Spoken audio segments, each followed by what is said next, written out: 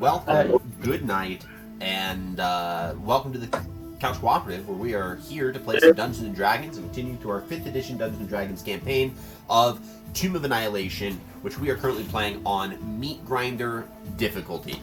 We want to wish everyone a happy holiday season, a Merry Christmas, which is up and coming, as well as a Happy New Year, which is just right around the corner. So happy holiday seasons to everyone. What about Hanukkah, asshole? Huh? I said, what about Hanukkah? I don't know when Hanukkah is, so I don't know if it already passed or if it's like a bit ahead. If someone checks on that and like gives me, I can say Happy Hanukkah. I have no problem with that. I just don't know. All right. It starts on Christmas. That would be. Then I could wish it. As you can see, we have our kind of current stream set up while they're searching for that to determine whether or not I got to say Happy Hanukkah. We have all of our character images right here below me, as well as all of our character names and pretty much their brief race and class. So, you know, how you can see like Osabalaka is a Chultan human monk right down there. As well as all the way over there, you can see an image of Azaka Stormfang, who is the current person that our party has selected and hired as their guide through the jungle of Chult. So we hope you guys enjoy just kind of this new little, I guess, fluff up of the general stream to help kind of clean out some of this empty space. Did anyone double check on that Hanukkah? Oh, no, is that my phone is just you mother yuckers. You have the computer. Yeah, but I'm over here trying to be a DM, so I can't Google stuff and listen to It's the 25th to January 2nd. Okay, so it does start on Christmas, which means not only do we wish you a Merry Christmas, we wish those a Happy Hanukkah, we also wish everyone a Happy New Year. So we have 3 holidays, which again wraps up in the Happy Holiday season. Thanks for checking me on that, guys. I appreciate it. But without further ado, we will go ahead and jump in. So without any hesitation, where we last left off, our 4 adventurers had made it to Port Nianzuru on the jungle continent of Chult. You had spent the day conversing with several notable members of Port Nianzuru, including Grandfather Zatembe, which was one of the high priests of Savras. You met 2 of the merchant princes. You met Wakanga Otamu and Jobal, both of which are kind of somewhat of prominent benefactors for your group, as well as being able to get a good gist of a selection of guides that could help lead you into the jungles of Chult and help bring you to this alleged lost city of Omu. You had filtered through about like 8 or 9 different guides, narrowed it down to about 4, met with Hugh Hackenstone, the mighty Shago, you met with Salida, and then Azaka Stormfang before selecting Azaka Stormfang. The benefit that you saw out of it was 1, she seems to be very capable. 2, she's willing to waive her fee, and so it saves you guys money if you guys help her with a personal quest. 3, she knows of a spirit guide who can potentially help you in your quest in return for you helping her with hers. Thank you, Spotify, appreciate it. So without further ado, you guys selected Azaka as your guide and then went into the jungle after grabbing 1 canoe actually. You only needed 1. So going down the river Tariki, you went southward on the river Tariki until you reached really the shoreline wasn't important, but a distance enough to make it to a specific structure which is being called Firefinger. Now, it appears to be a ancient kind of like bonfire warning post for Chult prior to its Omnian colonial days. And well, I thought you said that they like sent smoke signals with them. Right, so that it could, bonfire smoke signals, that you had to have fire in order to make the smoke. And so you arrived there and found it to be in pretty much the dead center of this circular clearing that surrounds the structure itself. And upon walking to the edge of the tree line, you watched a body fall and slam into the ground, pulverizing it into flesh, bone, pulp. Oh, shit. That was where we left off, but that's not where we're going to begin. As our story today is actually going to begin through the eyes of another individual. A person by the name of Dyron Hjalden. Dyron Hjalden is an elvish explorer, a swordsman, capable swordsman that hails from the wood elf lands of the Misty Forest. And Dyron has been quested by his elvish king in order to go to Chult to acquire knowledge of the lands, to help chart it out. And he is there to help protect a small expedition in charting out Chult and hoping of finding additional information. The first day has gone well for Dyron, and he was capable of not only getting here, but getting a couple pieces of gear. They hired some native explorers, like some actual adventurers, to join as hirelings, and then him and his entourage went out into the jungle. And that was 5 days ago. He currently finds himself running through the jungle deranged. He hasn't eaten in 3 days. His stomach a growing pain that continues to impress upon him that he must find shelter and he must find safety, and rather fast, for this jungle is nefariously deadly, and yet he is lost. He knows not where he must go. He knows not where he's come from. He wanders aimlessly, sword in hand, relying on instinct and instinct alone in order to get himself through every day, and in order to find just enough rest to get him through every night. He breaks the clearing of the tree line and finds himself on the edge of a river. He thinks to himself that maybe he's finally found safety, because he knows that Port Nianzuru was connected to 2 rivers. If he follows the river or downstream towards the edge of the ocean water, he imagines he'll run into Port Nianzuru, and so he begins to walk. He begins to run. He begins to move with a swiftness, because he doesn't have that much time left before his own lack of nutrition and dehydration claim him. He's exhausted by it beyond all measure.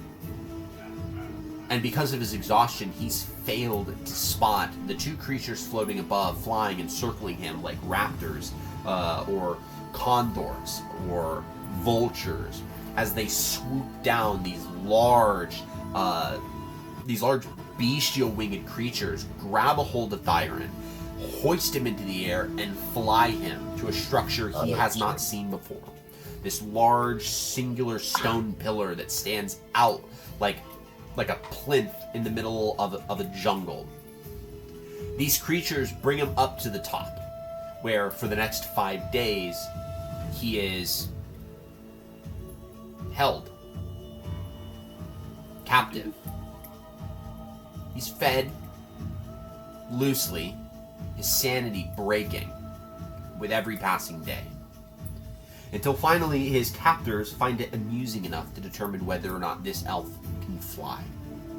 So they grab Dyron from wherever they've kept him. They bring him to the top of the structure, and they just push him off. And as he falls hundreds and hundreds of feet into the air, he just thinks to himself, this is it. He doesn't have the energy to scream. He doesn't have the energy to cry, even, as he knows his life rushes to meet him. And his dying thought is that how glad he is that he gets to stare up at the sun just one last time, as his back plummets to its death. And as his body slams into the ground, it slams directly in front of the 5 of you, where you guys had just walked to kind of get a glimpse of Firefinger. His elvish body just, as it slams into the ground, this bloody pulp, this mess. And you guys look up and see some of these creatures circling overhead. They're so far, high up because of how tall the structure is that it's hard to make them out. But they are winged creatures kind of circling around, again, like buzzards. And Azaka at that point kind of leans in. This is not entirely uncommon with this place. It would probably be best if we were to wait into the cover of darkness. I do not think that these creatures will be expecting an assault in the middle of the night.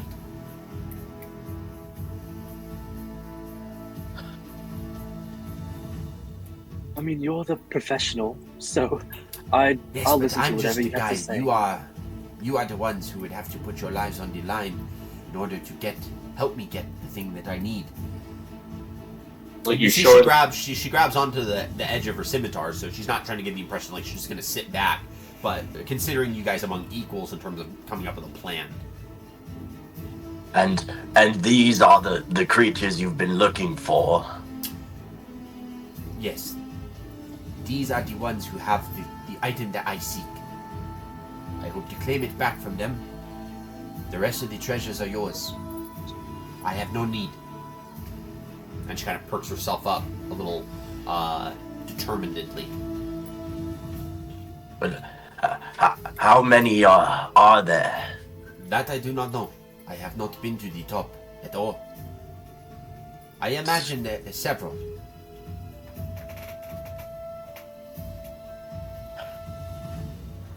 Are they proficient in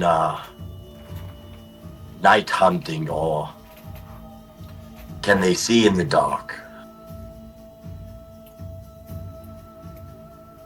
I have found that they are not nocturnal creatures.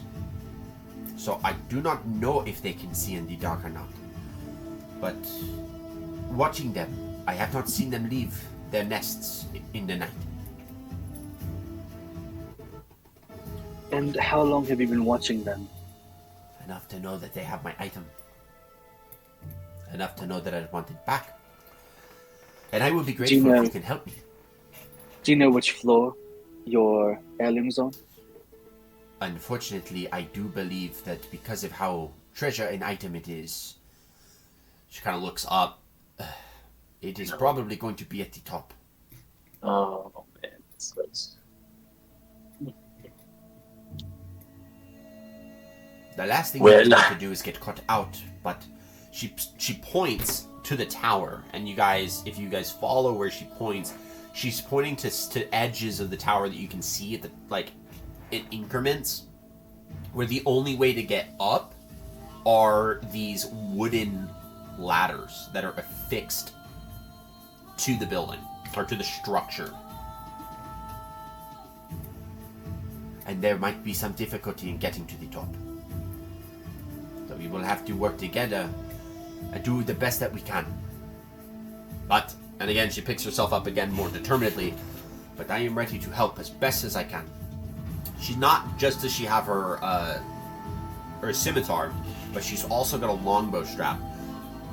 I am capable of doing either or. If you want me up front, I can fight the best that I can.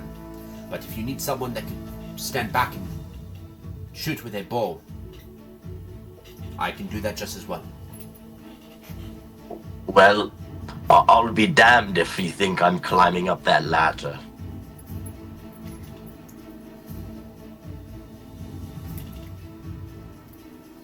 Well, then stay behind.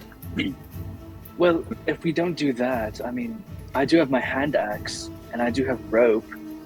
We could tie my axe to the rope and then, throw it, and then just make sure it's secured, and then we can just climb up the rope. Maybe? It's hard to gauge that how practical that idea might be in theory, because it's difficult to determine how big the increments are between where the rope or where the wooden ladder starts and where it ends. So dependent on how long of a rope you have and how long it takes to get through these ladders, there's a chance. It's possible.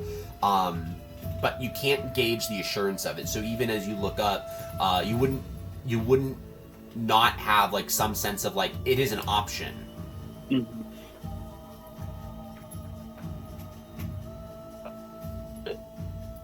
Wait. So does it look like we have to just rock climb? No. I don't know if You said it was a rope ladder. No, it's a wooden ladder. Oh, it's what it, Yeah, is, you see one in they're in increments. So they're not it's not like a straight climb. So gauging of what you see entrances and exits at increments up the structure. So you have reason to believe that this structure is to some degree hollowed, but you're not, obviously you guys have to get in here in order to figure out how. But there's areas where you have to go on the outside and climb up to get further up. Now, whether there's also similar options on the interior of the structure, you don't know, but you'll find that out when you get in. What? And so What if the if- all tell that, right? Yeah, you can see it because she's helped point it out. Okay, cool. Well, I think our best bet then is going to be to just go kind of individual, pocket by pocket, and someone who will have a front half of the group and a back half of the group. And the back will watch our back so that we don't get ambushed, and the front will clear out whatever's ahead, and then we can support each other as needed. That And might be so- a better option. And I can And use you- my bow to help with that. Ethan, what if I mend the ladder? Can't I do that? If the ladders break, you could mend it, but you would need the materials that are broke. So, like, if a ladder, let's say, for example, let's say you're climbing up and someone, rolls poorly and breaks, like, several rungs of the ladder, you can't just, like, magically create those broken rungs. You would have to have them on hand and then mend it by putting it together. It is actually possible. You could do it. The difficulty behind it is a little bit more specific because you can't just create missing pieces that aren't there. I would think that we're better off probably avoiding the ladder as much as possible. Ethan, I'm gonna look at the tower and I want to kind of gauge its height. Yeah, go ahead and roll a insight roll for me. Cool. If you roll nature, it would be harder, but I would give you a bit more of a precise answer if you roll it and it succeeds.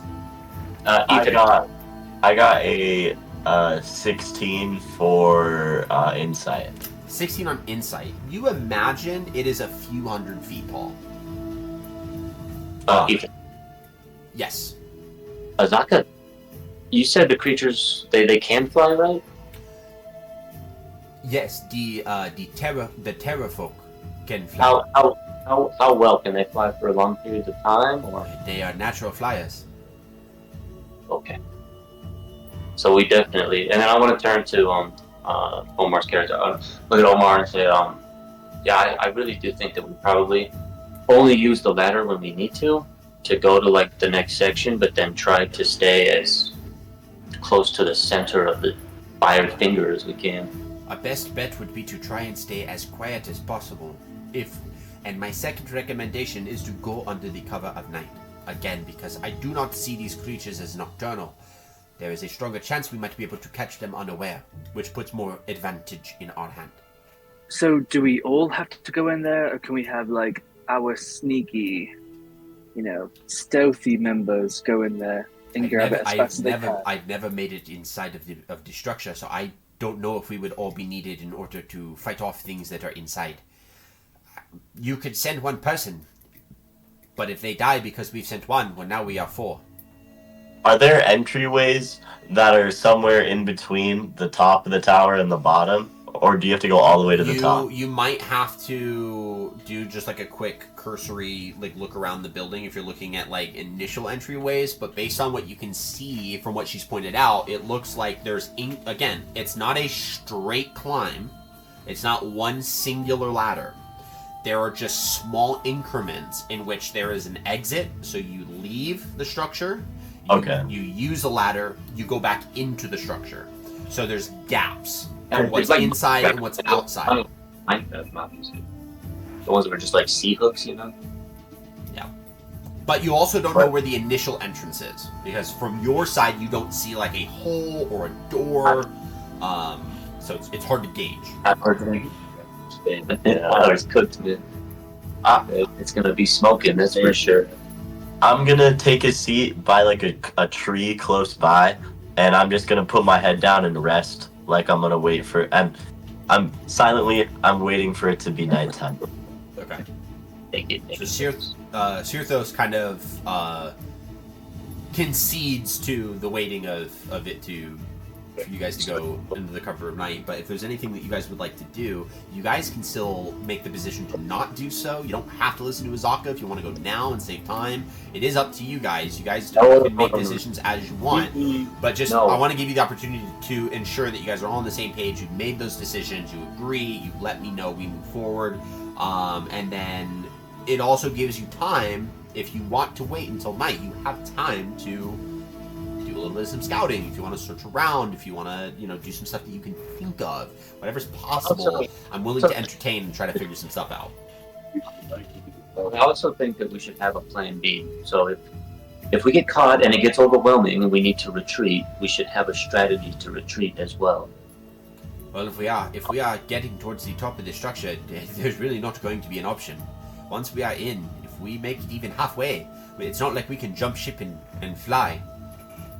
So, Ethan, once we are in, I will do everything I can to fight for your safety. I promise you, because you are doing me such a great help, and I don't want to see my life get thrown away. And if any of you die, it makes my job a lot harder. So, we are in it together. Then we should try to remember where the most confined or where it seems like the most defensible positions are. Probably on the inside of the structure. The spaces we need to be the most concerned of are those spots like that, where we would have to climb a ladder on the outside. Yeah. No, I agree with that. Ethan, Yeah. can I try and climb a tree? You can attempt to, yeah, make an athletics check. I want to see if I can, like, see on top or something. I don't know. On top of the jungle The canopy? tower? Oh, there is not a 300-foot tree nearby. No, okay. No. I guess that's fair. Fuck. Is there any... when I'm looking around... I want to do a circle. Mm-hmm. Okay, I'm going to look at everyone and I'm going to say, I'm going to look around the tower and see if I can find anything. So I'm going to start pacing around the tower, and I'd like to look for... Someone should go with him. Wait, Azaka lifts her hand up. I will go with him to make sure that he does not step into anything that he does not, because I'm more comfortable with the jungle. So I'll make sure he doesn't run into any problems. But she does look at you. But don't do anything stupid. I like my life, so Good. I'll try.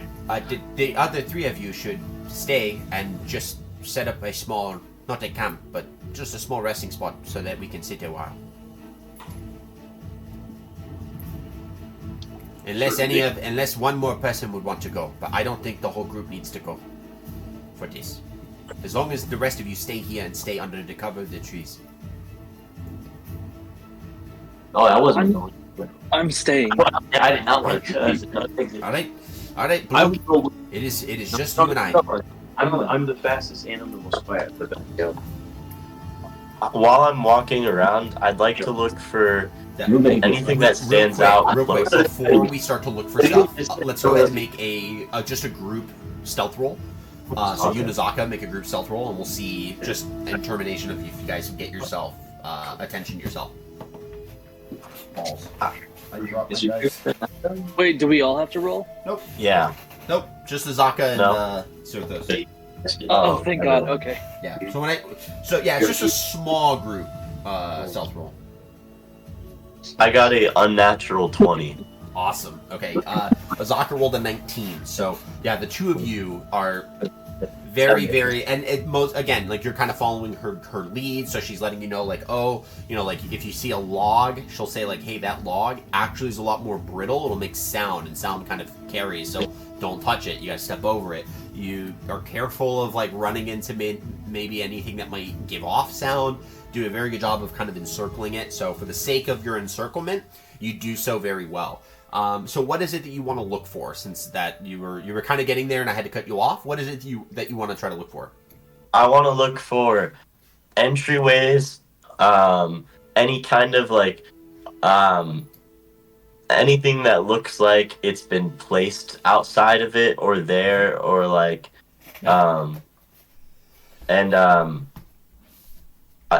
basically anything other than that, anything that just stands out or is like significantly out of place or weird. Gotcha. Okay.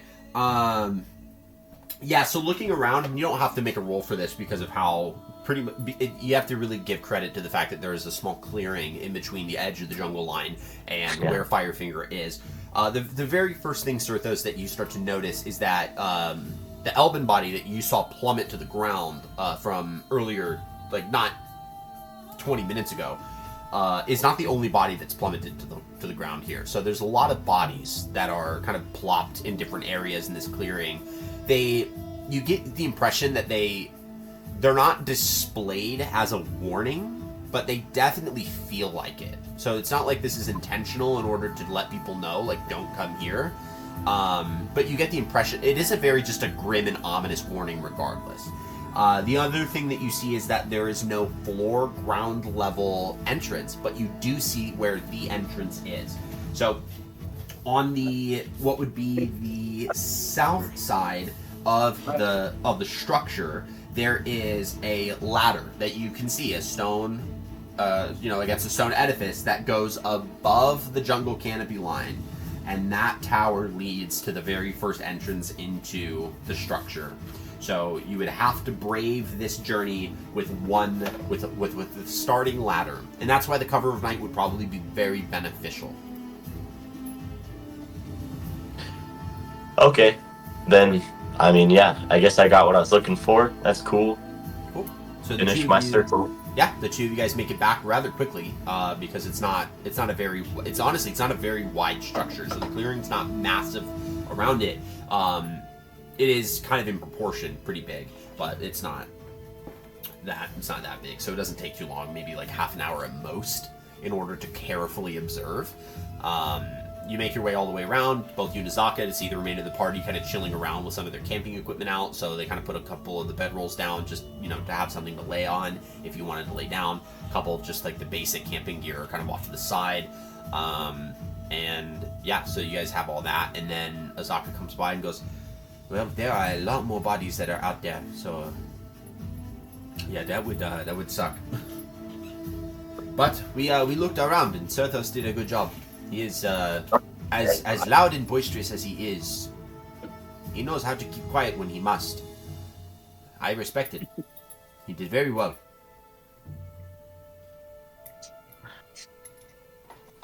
Well, when we went out, there wasn't much, to be honest. Not much more different than on this side, except for we were able to find the entrance into this tower. There's no other way up except for ladder by ladder. So, Of course not. Well, all the more reason to wait for nightfall, I guess. I think that's it. I think we're ready to wait for night, right? the music rolls in as the cover of night.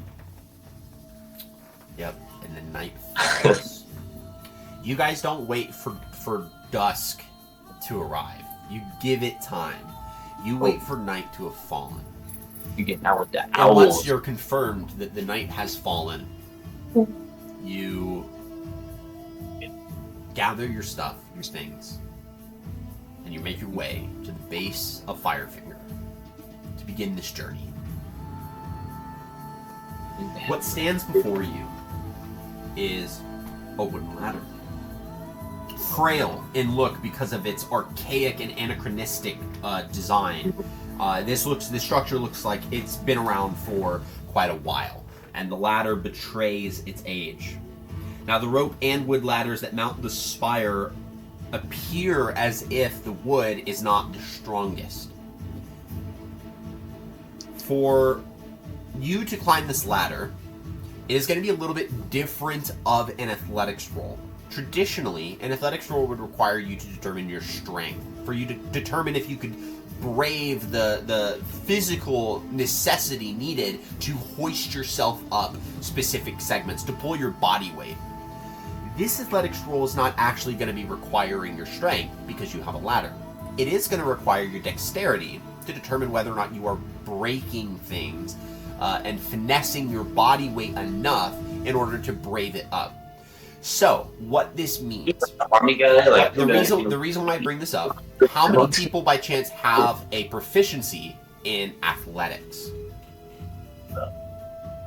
Just one. So we have one. Okay, so for you, Serthos, it does matter for this. You still retain your proficiency bonus, even though you're using dexterity instead of strength, because you're proficient in athletics rolls. So, the determination that we have to decide is who is going to go first.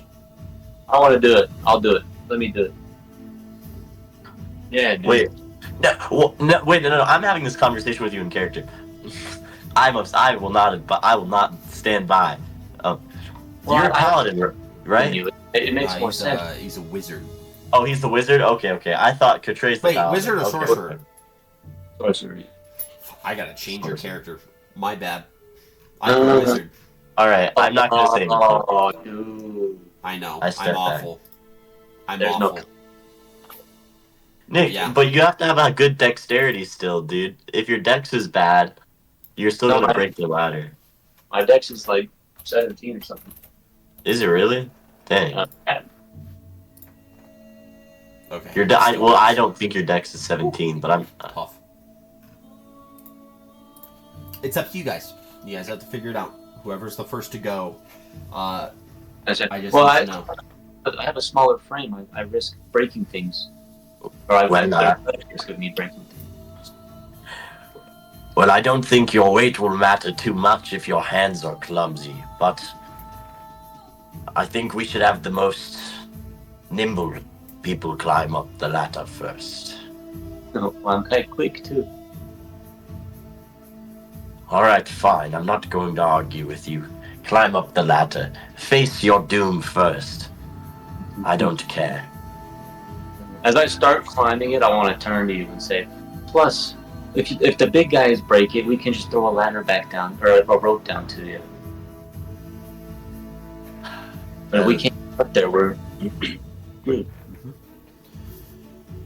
So, Alright, hurry. So, Loot, are you going to be our first brave adventurer? I'll do it, dude. Alright, Loot, go ahead and make a dexterity-based athletics check for me, please.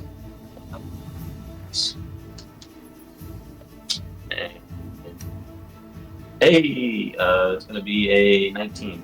A 19. Loot, you begin to climb this ladder. Rung by rung, you hear the creak of the wood. It wasn't good enough. You get an indication that you can hear a little bit of the rustling of the wind. You can feel it as it begins to loosen parts of the ladder, kind of from the structure itself. You get an impression of kind of the fear of heights that this structure may impose on anyone who braves it. And so you climb cautiously, Oh, thank rung you. by rung, feet by feet, until you've successfully braved 60 feet of ladder Holy shit. Damn. and have made it to level 1. Ah, Lord. Nice. Who's 60 next? feet of ladder is intimidating as hell, bro. 60 feet. Yep. Yeah, no, that is. I thought it was like quick, like, oh, you go up this. Yeah, it's like 20 feet. It's like climbing a house. No, that's a So 5-story. better not roll low. Well, Who is the next? don't one? mind, but I'm going to go next, so... Okay, Sirthos, you have a dexterity-based athletics roll for me. So I get proficiency? That Maybe 20! proficiency. Natural 20. Sirthos, you don't like being outshined by puny little elves, and so with the grace of your sailor skills, climbing up rope ladders, you know, with the rigging of a ship, this is actually something you are so proficient in doing that Cool. even as it kind of moves, you're ready for that. It feels comfortable to you, and so you climb up to the top of level 1 Oh, perfectly fine. Like I'm at sea. ahoy, matey. Azaka looks at the two of you down there. Can I, Should I go up, or are one of you going to go next? wait, real quick, can we lower rope to, like, help and assist in the climb at this point? You As we're at the top? you can try, yeah. If you might, need to be considerate as to, what you have it tied around. Well, I mean, I figure if it's two of us versus the weight of one person, as long as the one person doesn't fall like 50 feet and then snatch right. it, Yeah. fine. But if we mess up a strength roll, then they're dead. You might also fall out too. It depends if you're the one holding it. So I'm you not- could. Come I on, just want guys, you you to- gotta have friendship here, please. You can do it. It's fine. It's up to I'm you. gonna, Just let them I'm gonna fly. throw over. I'm gonna say, belay. Okay, Luke, so you just guys, let them fly. You guys see from the top, and are you going to unfurl all 50 feet of your hempen rope? Yeah. Yeah, you see 50 feet of hempen rope go all the way down to just 10 feet above where you guys are standing. And then you see my head peek over the ledge, and you just hear me shouting. I'm not shouting, but as loud as I need to speak for them to hear, but not loud enough. disturb No, I would highly recommend you don't talk. I wouldn't be loud. I wouldn't be loud. I wouldn't try to be loud. And with distance, you have to be loud. You I don't would see my. just throwing the rope is You sufficient don't enough. see my head. You don't see my head anymore. I'm No, gonna you put can my see the head. You can poke your head out, but that's like that conveys the message. I'm gonna put my hand on Luke's shoulder, and I'm gonna say, "This is a bad idea. We are making ourselves a liability for no reason. Just let them climb, and if the ladder breaks, then we can throw the ladder. Or the rope, sorry. But there's no reason for us to start with the rope now. You're a I barbarian. don't want to fall off trying to pull them off." Well, that's kind of funny. Aren't you the muscly one? But Help me out here. The two of us, While- we can pull any of them. While they're hashing it out up there and kind of bickering with each other, who's the next to go?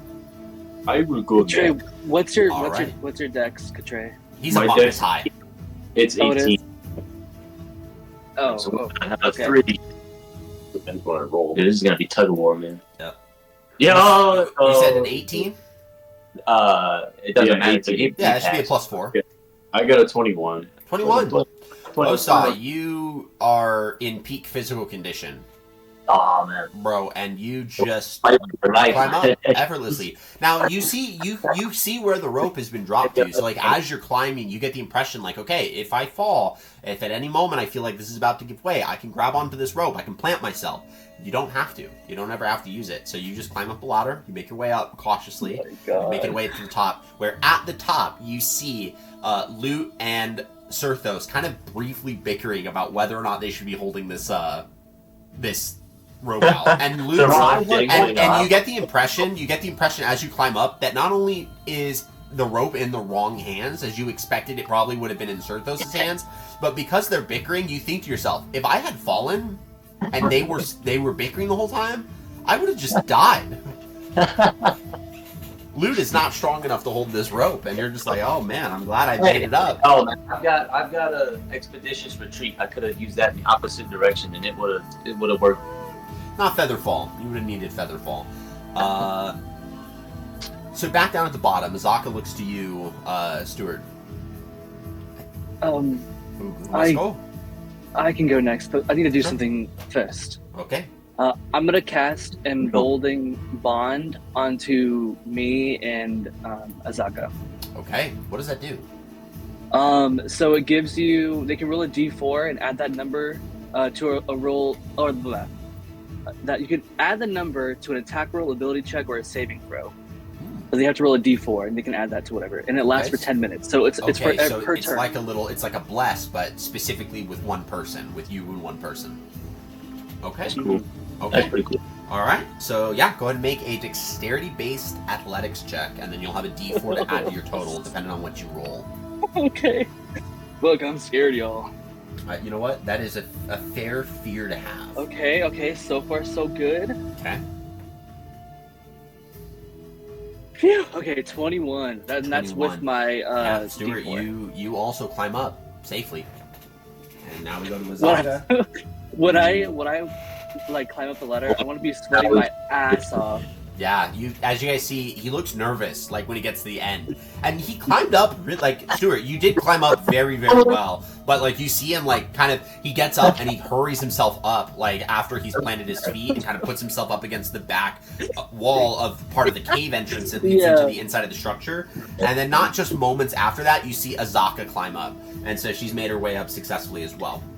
While Omar's character is pulling himself up, can I grab the back of his shirt and pick him up the rest of the way off the Yeah, ladder? to help him, to kind of help pull him up and to get him planted. As you can see, he's a little nervous. You're like, oh, don't want him to fall, so you help kind of pick him up just to have that sense there. And as the five of you kind of turn behind you, it is important to know that because you're at nighttime, for those of my characters here who do not have dark vision, it's going to be very difficult to see inside of Firefinger. Granted, outside you have the protection of moonlight, so it's a little dim for you non dark vision folks. Who are my non dark vision folks, by the way? Me. I believe Osa Osa has no dark vision. And then you said Loot. Does Loot not have as a high elf? He should. You do. Dark vision, right? So then it's just Osa and Stuart. Our humans, all of our humans don't have dark vision. Wait, do tieflings have dark vision? I believe so, but you might want to check. I'm pretty confident they do. They do. Okay. Because I didn't know if the tiefling thing that I picked had dark vision, though. Yeah, that part doesn't actually change. So the purpose of the tiefling sub races is to determine your secondary stat increase, and then all of the spells you get at like third, fifth, and first, third, and fifth. Wait, level. that was a secondary stat increase, so I get the original one too? Well, the original stat increase typically is a +2 for charisma, and then dependent on sub race, you get the plus whatever for whatever the other stat increase. Because we use Tasha's, you are capable of determining whether or not you want to add that +2 to whatever you choose, and that +1 however you want. So we're not too dependent there. That being said, the 5 of you are up at the top of just this first level, the top of the landing, and you look into a pretty tight cavernous space where you imagine, while you have a small little platform here at the mouth of this cave, you probably can only walk about a person, like one ahead of the other.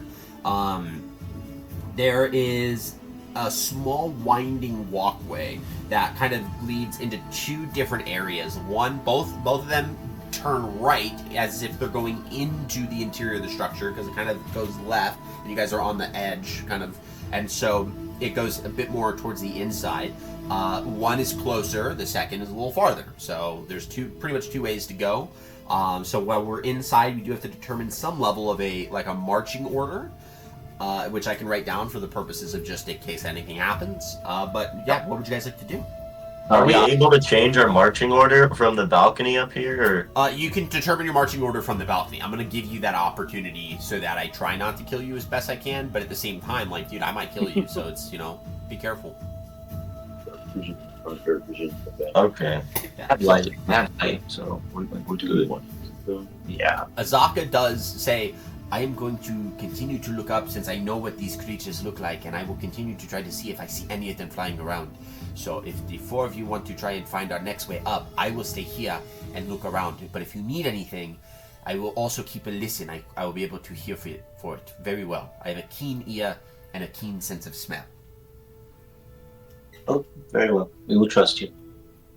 I'm just going to go ahead and make a wisdom check, just a perception. I want to address the party because I do have light, so I could illuminate the space if you guys would rather. But Show us to.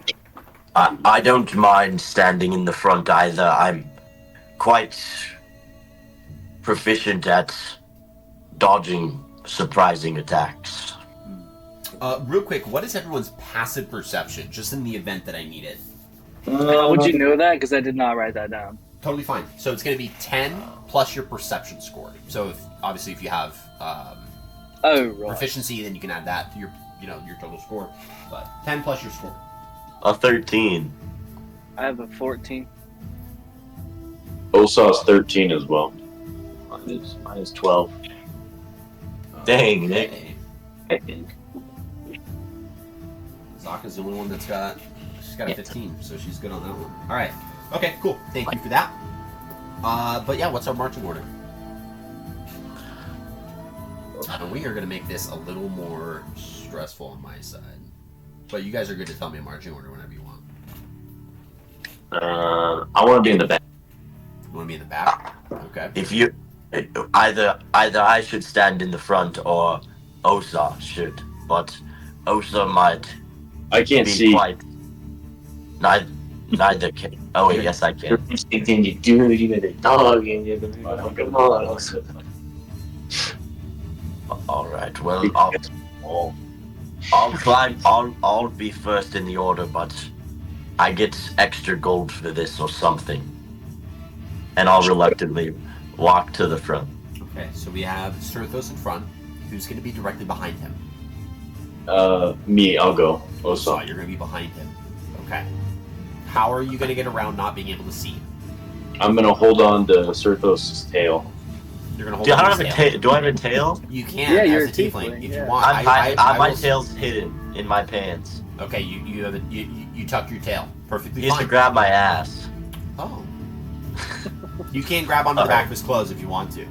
You can also Okay. grab a cheek if you want to full palm it. I'm gonna reach down his pants and grab. If you want bowling ball That's level wild, grip, if you dude. want bowling ball level Hey, grip, dude.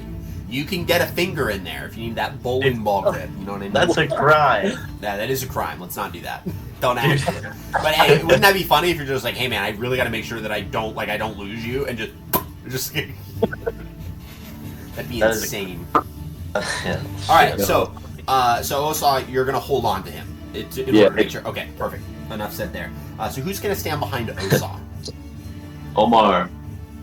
Yeah, I was thinking like as the healer, I felt like I should just be in the middle. Okay, so Stuart's gonna be in the middle, behind Osa, and then that puts Loot at back with Azaka currently watching on the outside, listening, smelling, and seeing for anything that she might be able to determine. So, Sirthos, as you walk about 10 feet forward before there is a way that opens up immediately on your right. Now, when you see into this area, what you see is what appears to be about a circular, more maybe like a small oval-ish size pit that's on in this first turn. You don't see anything beyond it, so it's a room with a pit. And obviously, because of where you're at, you don't see into it, but that's what you see. And then there's a way that continues to go in front of you, so you can determine where you want to go. I'm gonna grab Osa's wrist and kind of shake it like there's something here, and I'm gonna quietly peek in and see if I can see anything inside the pit. Okay, go ahead and make a. How close to this pit are you going to try to get to? Are you going to get up to the edge? Or are you going to kind of stay where you are and see if there's anything you can see from a distance? Can I kick a pebble in or something? Yeah, if you want to. I will. That's like their sleeping hole. Okay, No. make a perception check to look for a pebble. Oh, it's the sleeping hole. A perception? Yep. To look for I a don't pebble. know. That high pitched fucking means I'm dying, dude. What the hell? God Sleep- damn. sleeping hole, It's man. up to you. Okay, I got a 15. I'm getting in people's heads and I love it. You got a 15. You do find a pebble. If you wish to throw it in there, you may. I won't stop you. It's up to Don't you. do it. Stop that. Stop these mind games. This fucking No. dude. No. You're mine now. And I'm going to Dude, enjoy what the every hell? minute of it. Oh. It's your choice. You don't see anything. Okay, beyond this I'm gonna pit? peek in. I'm gonna peek in before I throw a pebble. Okay, are you gonna do it from where you're standing? Or are you gonna get closer? Yeah. Okay. I'm not moving my feet. Sounds good. Go ahead and make a perception check for me, please. I got a 5. A 5. From this distance, you don't see anything that seems threatening, but that also doesn't mean anything to you. You're not positive if there's something in there. You also have no idea if there's something that's not in there. Very difficult to see from this distance because it is a pit. It could just be a pit, you think to yourself. It also could have stuff in it. You have no clue. So the only way to tell would be to go forward, but you don't know if there's anything in there. It's up to you. I'm gonna go forward. You're going quietly. forward. Okay, you're gonna go Quietly. Forward. You're gonna Quietly. Okay, go ahead and make a stealth roll for me, please. Where do you see this? I don't see anything. Oh, no, I can't. Okay. Let's see. A 19. Okay, you said a 19. Yeah. All right. If I die, I'm gonna be so pissed off. Oh, you know what, guys? I really fucked up. Don't. Hello. What? Do you- No. I looked at two different maps, map levels for this particular. I have the floor right. There is a pit here, but I misread the maps. So I'm gonna own up to this, and as an apology, I'm gonna give your next roll that I'm gonna allow you to make. I'm gonna give it to you at an advantage. So I'm gonna tell you where my mistake is, and then allow you to make that decision for yourself, Sirthos. And then I'm gonna give you advantage for the roll for my fuck up. Okay? Okay. I will extend that same advantage to the remainder of our players as well. So, there is a pit that's in front of you. Now, being the first in the marching order doesn't really change anything because there is really only one major prominent feature of this cave. It is what appears to be a 15-foot across pit that separates you from the area in front of you. So it's a pit that you have to get over, or you can go down it. So I will let you decide what you want to do. And what did you roll for your perception roll?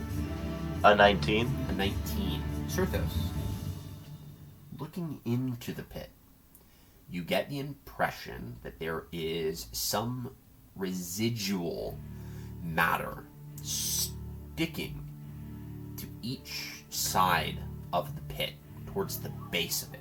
Now it's about 10 feet deep, which is a decent size. It's a pretty good fall. That residual matter looks like a series of spider webs. So falling down this pit, probably not a good idea. You guys could jump across this pit one by one, doing a long jump. Otherwise, you might have to find other ways of getting across the pit if you wanted to come up with another option. If there is no option available to you, then you would have to brave getting into the pit and to get out on the other side.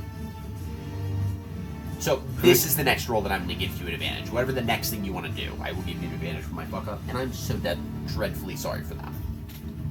A long jump is based off strength, right? Yes, a long jump is based off strength. So the rules of jumping in Dungeons and Dragons are pretty simple, dependent on whether or not you're going to do a high jump or a long jump. They utilize your strength score rather differently. So when you want to make a long jump, okay, just to make sure we're on the same page here, because that's the type of jump you would need to do.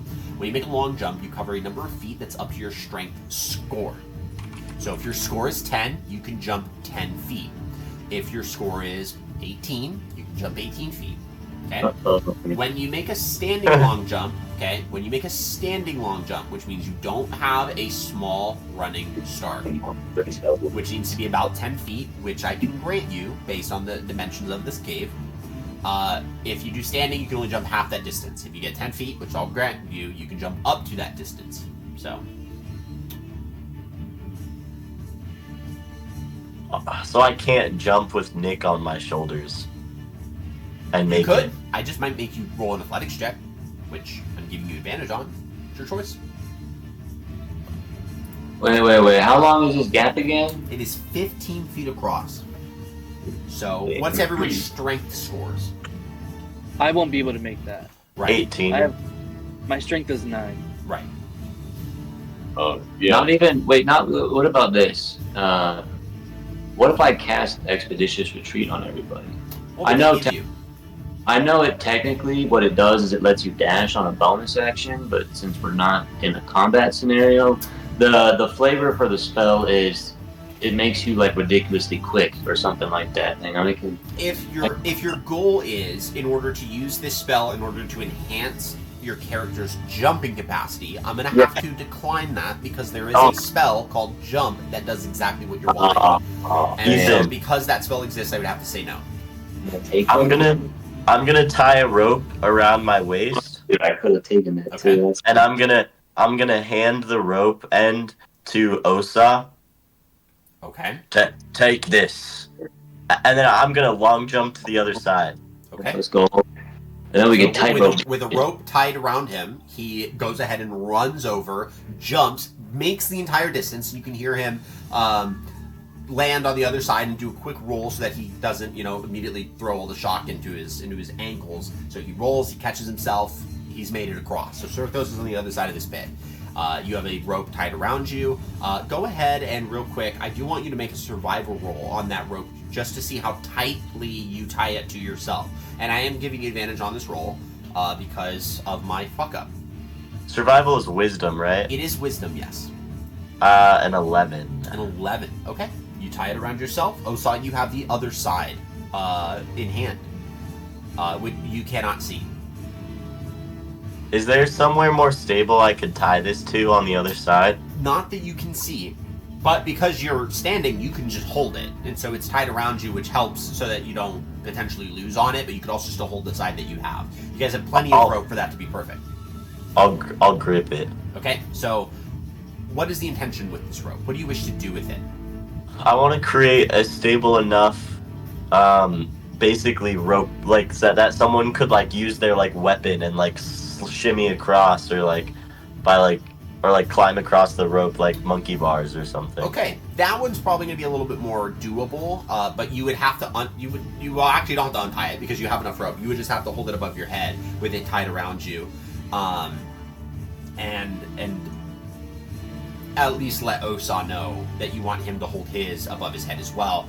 The only other problem then is how are we going to get Osa across? So that's going to be the next thing that you guys would have to figure out. But you could do that if you want. It might make things a little easier. But it also still then kind of makes everything an athletics check, because now what you're doing is telling people they have to hold their body weight up as they shimmy 15 feet. That also is going to be a little difficult on pretty much everyone in your party because they're not strength-based characters. If anything happens, I'll pull them out of the webs. Well, if they fall, right, but if they fall, they fall. So it kind of sets them up potentially for at least it puts them at a disadvantage to do something where it requires them to hold their body weight up. So tight roping might be a little easier, and I say that obviously very loosely because it's tight roping, but it is a dexterity skill, which I think better suits the remainder of our party. That the DC might be a little higher. So I just don't know how I would set it up. That's you know what? That is a fair problem. That is a fair problem. I'll wrap the rope around my thigh. Okay. And I'll tie a knot, and then it'll be closer to the ground for a tight rope. Okay. As you guys are doing that, you see Azaka starts to make her way towards you guys. I do not see any... What the hell are you doing?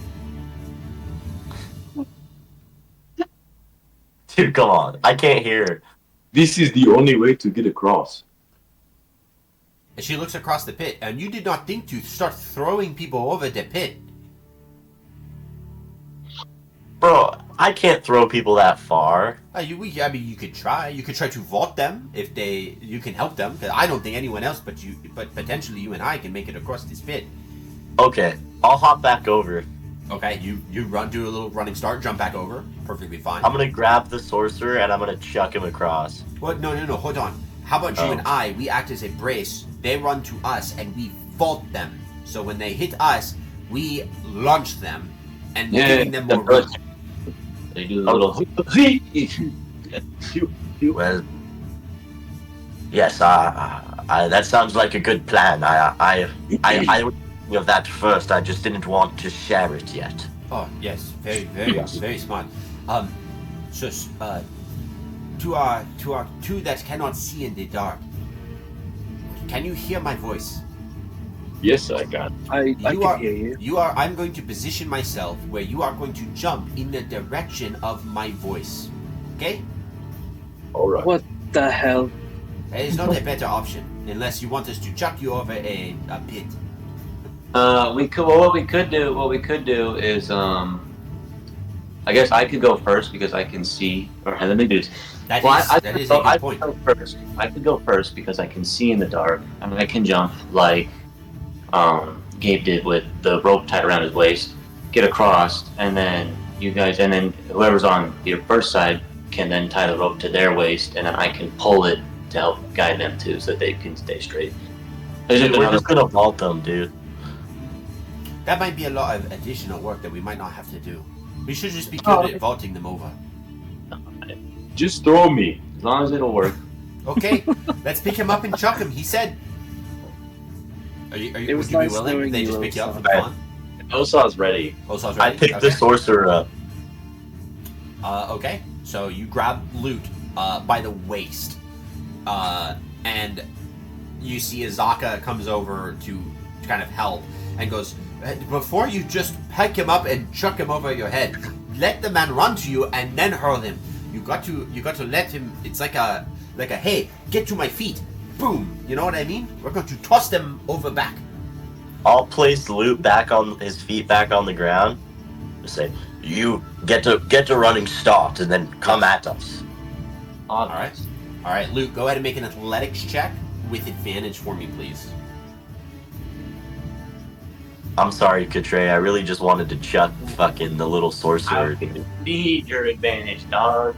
Natural 20. Yep. What? With the vault, you make it perfectly fine. Let's go. And Thank who's up God next? you had that advantage. All right.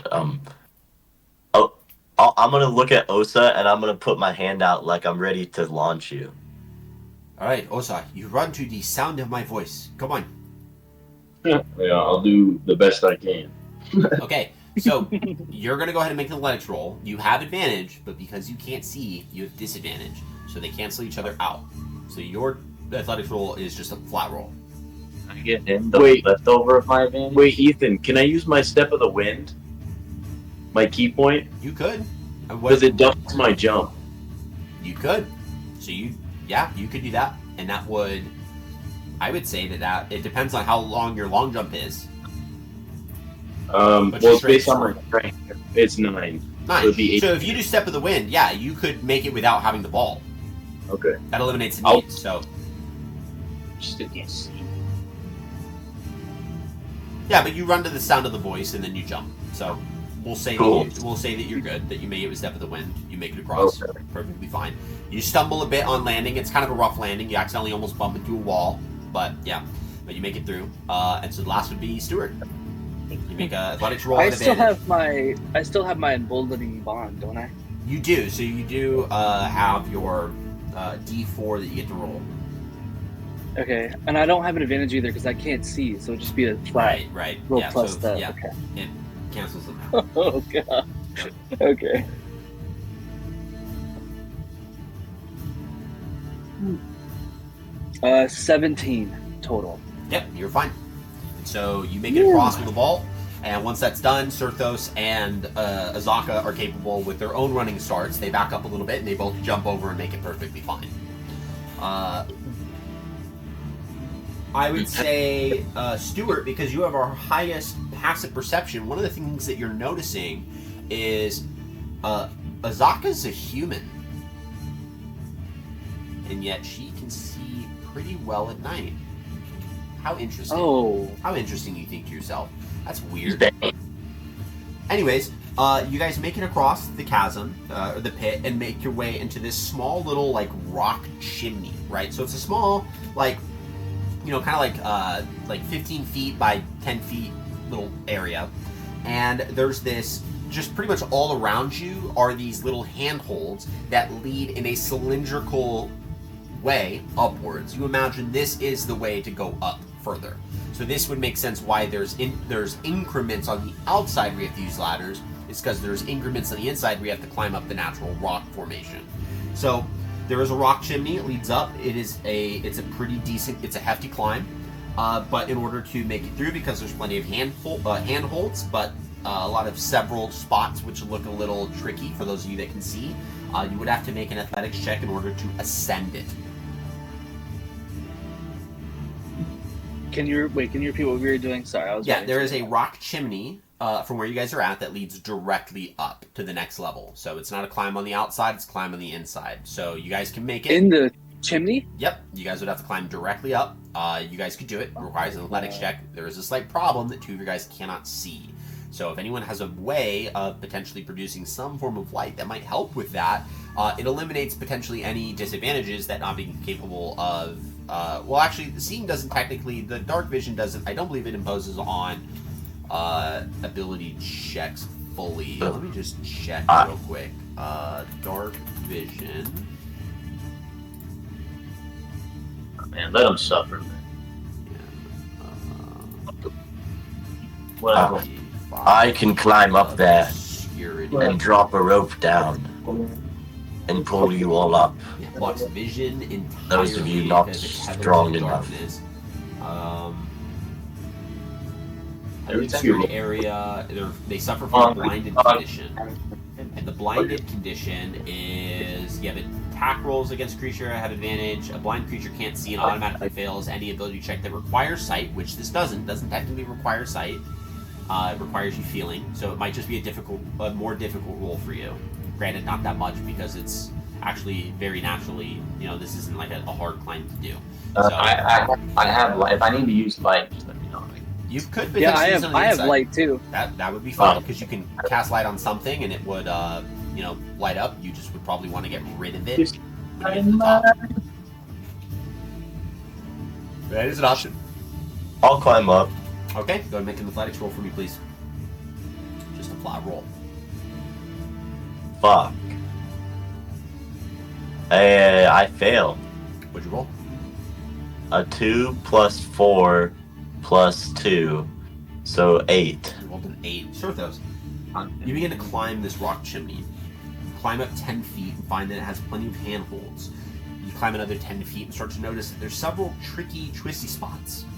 You climb another 10 feet before you start getting a really good grasp of kind of how this chimney works.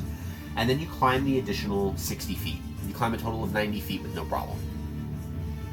Oh, I just have to keep climbing? No, you succeeded. Oh. In fact, this is easy. In fact, you just succeeded. Well, shit. Yeah. That was not hard. No? You're really stressing us out, Ethan. I know, I love it. It's fun, isn't it? Yeah, who wants to go next? And We 8 should just needs it, so... follow where we were in. So you next, dude. Okay, Osa, you're up. Make an athletics roll for me, please. Concert, baby. Hey, The odds are in your favor. Alright, right. Oh, no. I got a 10. A 10? You make it up? No way. No way. Particularly too easy, man. Alright, Omar, you're up. Lucia, you can go. What? I want to speak to Azaka real quick before we climb up there. Very well. I got a athletics 8. There's some twinsies up in here. Okay, an 8? Yeah. You're good. You make it up. Yeah. I mean, really, I got, but then I got a -1. As he begins to start walking up, Azaka kind of stops for a second and goes, I am curious of what it is that you wanted to talk. I don't... Well, it's just the two of us, but I want a simple answer. You're a human, aren't you? That I am. So how are you able to see in the dark? Started to notice that I'm not as disadvantaged as you. See, we Chotans, for those that spend a lot of time in Chotan, we get a little bit of an affinity for the nighttime. Your friend has been gone for quite some time. Why, he cannot see. I can't insight that because I can't fucking see her. Absolutely. No, you can. You can. Based on tone. Yeah, based on tonality and speech and context. You absolutely can. Okay, yeah, I'm going to insight that because Feel free. I don't believe her at all. Sure. 11. 11. You get the impression that she is evading answering the question honestly, and that she is kind of misdirecting to something that could be easily accepted by a potential foreigner. You also get a slight impression of like an annoyance level of anxiety. Like, not that she's afraid of you asking this question, but you're not sure if you should go further. But you get the impression that she's definitely misdirecting you. She's not being honest. But she also gives off this kind of like tonal impression that, like, yeah, don't push it. Look, if you don't want to tell me, that's fine. I mean, we barely know each other anyways. As long as we can get the job done, that's really all I care about. And we are on the same page. Then let us climb. I'll go it. next. I will be here in case you fall. I rolled an 18. Perfect. You make your way up. Azaka's up next. See if we get a nat 1. We do not. She's good. She makes her way up. You guys make your way up to level 2. You guys are now officially 160 feet above ground. Oh, Jesus Christ. Now, as you are in this part of the cave, you make your way up to the rock, the top of the rock chimney. You make your way to kind of like a small circular chamber that has a chimney going down, so more like a funnel, and then a pathway that continues to go forward and loop around. There's like a small little cavern that's almost directly in front of you. And in this room, you notice that there is a body, Surthos, because you can see it at night as well as you loot. The two of you can notice there's a body slumped up against the wall. along the northern wall, and it appears to be a desiccated, very dead, but it's like a desiccated female corpse, so dried out and hollowed. And you get the glint of golden gems through some of the tattered clothing and rotting purses that she contains. I'm gonna go over to the gems. Okay, you make your way and I'm over gonna to the pick gems. through them. All right, as you get to the body, as you make your way over to the body, the last person's climbing up at that time, so Zaka's making her way up. And as she starts to climb, you make your way to the body, and you immediately hear... And you look up and start to see right above you these unfurled, kind of like proboscis, like bat-like creatures begin to unfurl their wings, and then they descend. There are about 9 of them in this room. They are blood-sucking sturges, and I need the 5 of you to go ahead and roll initiative for me, please. What the? I got a little too eager for those gems. Oh no.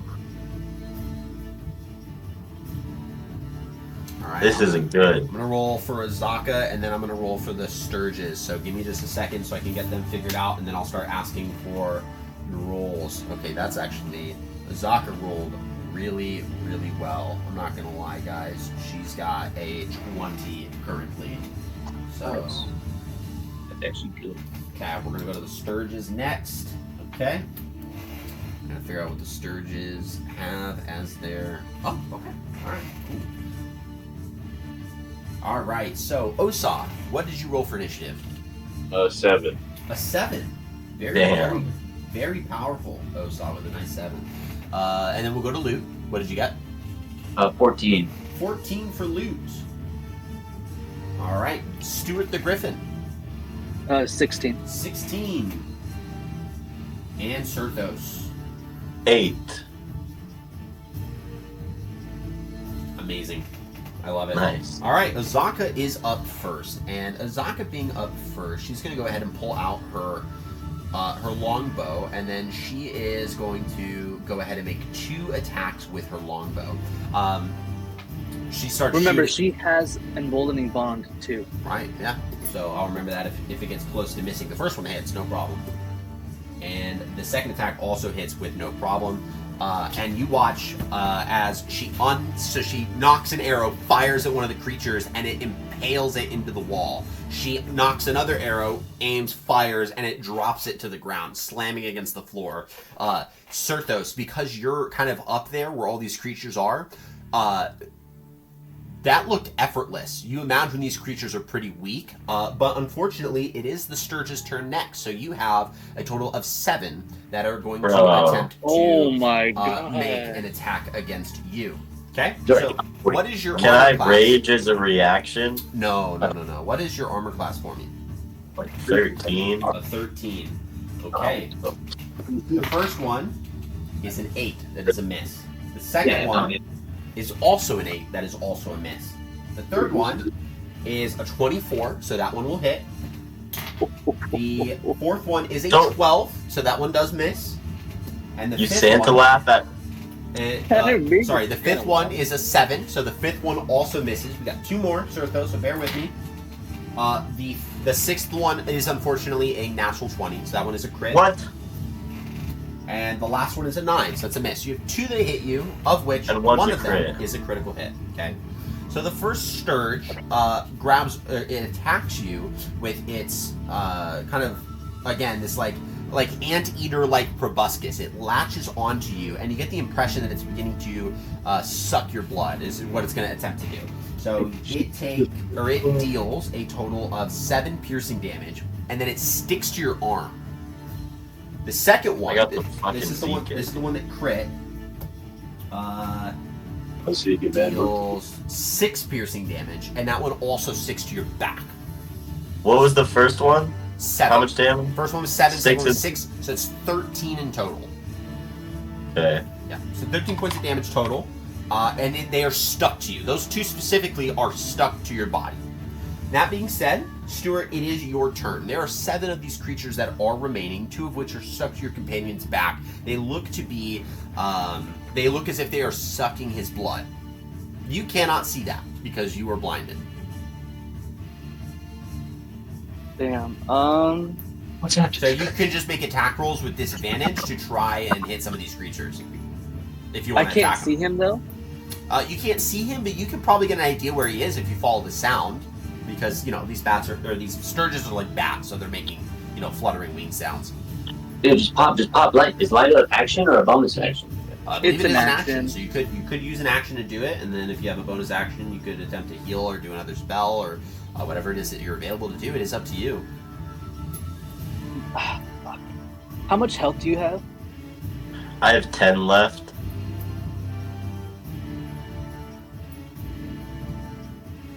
Okay, I'm gonna run up to him. But when I do that, I'm gonna cast Balm of Peace. Okay. So, I can move up to my speed without provoking opportunity attacks, Okay. and I'm gonna heal him. Okay. Okay.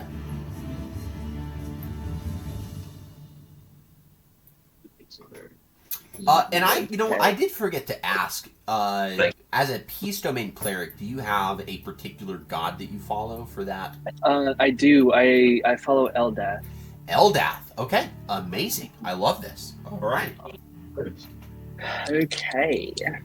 You know that. I'm rolling your health real quick, Gabe. Give me 1 sec. Thank you. No, I had another character that I was also pledged to help. Oh, Yeah, good old Mother of the Waters.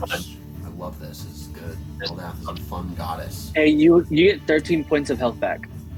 Okay. 13. Oh, that's all the HP I lost. Yep. So Stuart runs up to you, Sirthos, and kind of clasps onto your forearm and begins to kind of calmly pronounce this just small prayer to an entity known as the Mother of the Waters, right? So probably a goddess, because you see him as a little bit of a religious man. And as he begins to kind of give off this incantation, it begins to heal your wounds, and you feel restored, and you feel at peace because of the surge of divine energy that comes into you, and so you've been healed. After I heal him, can I back up? Absolutely, you can use the movement to back up. Okay, so with that being said, that is Stuart's turn. Lute, you are up. Sirthos, you are on deck. Osal, you are on the trail. Kill some of these fuckers, Nick. Chaos Bolt. I'm gonna do it. You're gonna Chaos Bolt. I'm gonna Okay, chaos. make an attack roll, my friend. I'm gonna use my inspiration. Get that. Thank God, man. Oh, Damn, Nick. 19. 19 hits one of these Sturges. Go ahead and roll damage for me. Come on, give me Snake Eyes, man. Oh, bummer. Alright, I got 10 points of damage, and I want to make it. Double check what the ones are.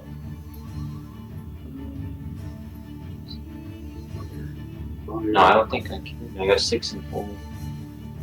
I can do force or poison. Can I make it poison damage? You can. Does Chaos Bolt require any material components by chance? No, it's verbal and semantic. No. Verbal semantic. So you very quickly, with some hand gestures and a slight, arcane incantation. Do your incantations occur in Elvish or in Common? Elvish. In Elvish. So with a small Elvish incantation, you conjure up this just wild, chaotic realm of energy and just send it forth at one of these Sturges. It hits, and a wave of poison suffuses into its body. It just drops, like weakly, flutters to the ground, and then stops breathing. And that is your action, right? Yeah, let me double check. I don't know if I have any cantrips I can pop as a bonus action. Yeah, it's not a whole lot of bonus action cantrips, so. Yeah, no. No. Can I also just? I mean, I think it's kind of it for my turn then, man. I don't have anything else right now. Okay. You know what? Yeah, no, I'm good. I'm good. That's my turn. Sirthos, you're up. Okay. Yeah. I'm going to Soon, man. Soon.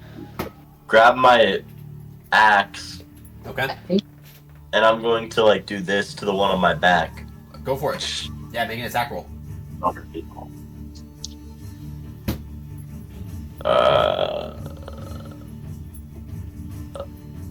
Unnatural 20. Unnatural 20. That hits. And yeah, you kill it. You take your axe, you slam it against the creature, and you feel it. You feel the axe head sink into it enough to kill it, because you feel it detach from you.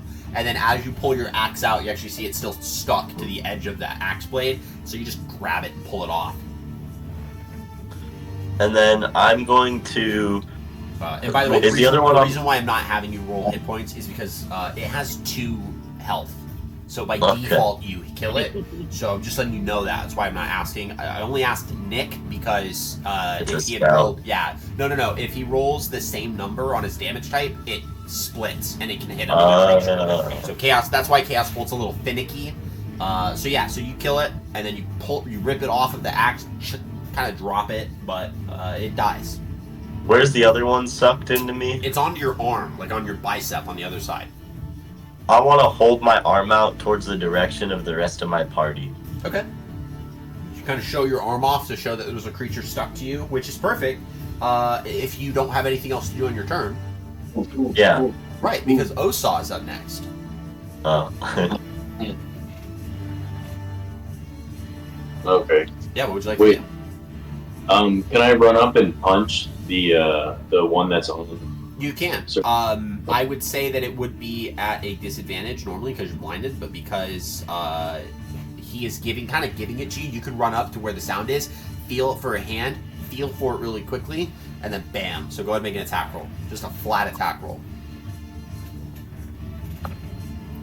All right. I got 8 damage. 8 points of damage. Oh, wait, sorry. You need to roll. It has 2 health. You just gotta tell me if it hits. Yeah, it hits. I got a 19. 19. It dies. You just pulverize it into a bloody pulp, and you watch it as it falls off. Kind of loosely see the dark shape of it fall off. And yeah, it dies. Okay. So we got 5 of these suckers dead. And then can I punch another one with my bow? You can attempt to, but it would be at disadvantage. Because now this is one you can't see. But you can try. Yeah, that's fine. Go for I'll do it. Yeah. There's 7 in total, and we killed 5, right? There were 9 in total, and now 9. you've killed 5. There's 4 remaining. Okay. I got 10. A 10, unfortunately, does not hit. You're unable to find purchase on one because you can't see. So, but that would be your turn. Yeah, that's my turn. Okay, Azak is up next. She's going to fire 2 more arrows with her longbow. First one hits, so another one's dead. And second one also hits, so another one is also dead. There are 2 left of these 9 Sturges, and they're up next. Now, because there's more people close by Sirthos, we're actually going to split where these 2 Sturges go. One's going to go after Osaw, the other one's going to go after Stuart, because both of these have now just rushed Sirthos. So the one against Osaw is an 18 to hit. Wow. Shoot. Yeah, that hits. No. And the one against Stuart is a 9, so that's going to miss. Yeah.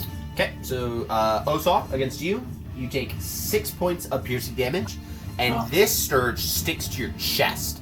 Goes straight up in between your biceps, or your pectorals, your big bulky pectorals, and then sticks there. Damn. And that is the Sturge's turn, so Stuart, you are up next.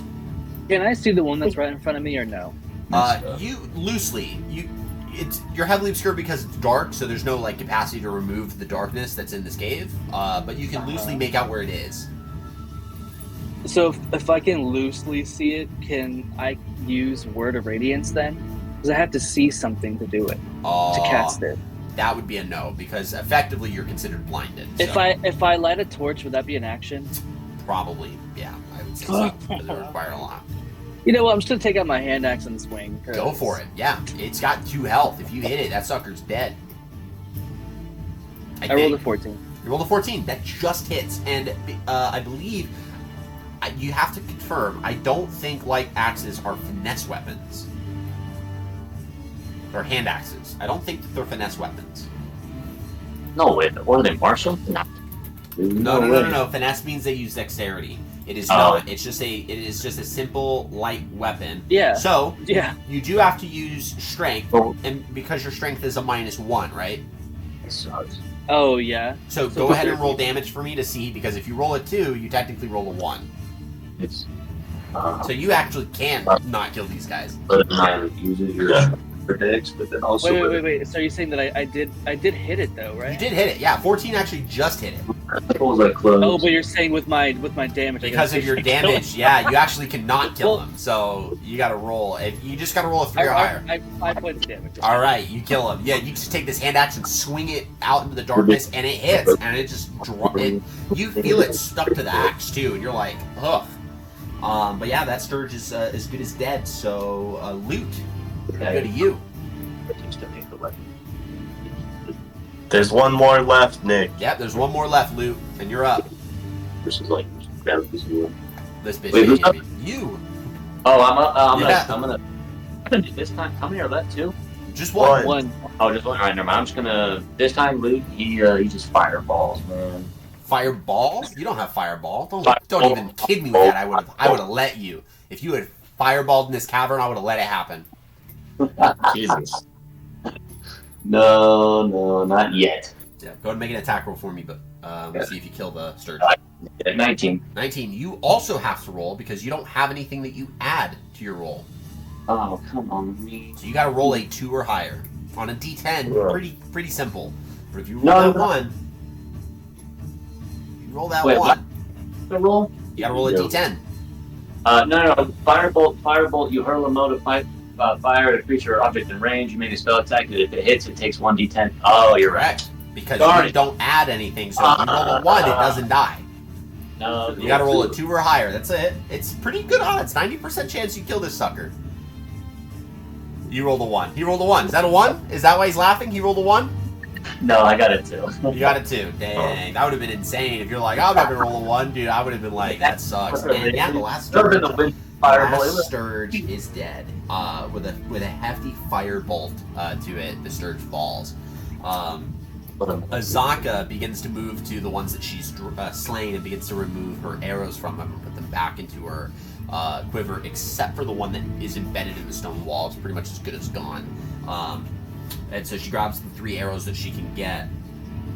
Sturges, those bloodsuckers are a pain, but we probably should not see them that much more. I imagine the rest of the way up is going to be all terrible. So technically it's going to get a little harder from here. Do you think we're able to eat these things? I would not, because they consume a lot of blood, which means you can get diseases from things if they are nasty and filthy. And I'm not gonna purify it for you to eat something that drinks blood. It's not a good one, man. Food is food. No. This would be a good way to get Mad Monkey Fever. That'd be bad. Wait, do I have Mad Monkey Fever now, Ethan? No. Not yet. Don't say that.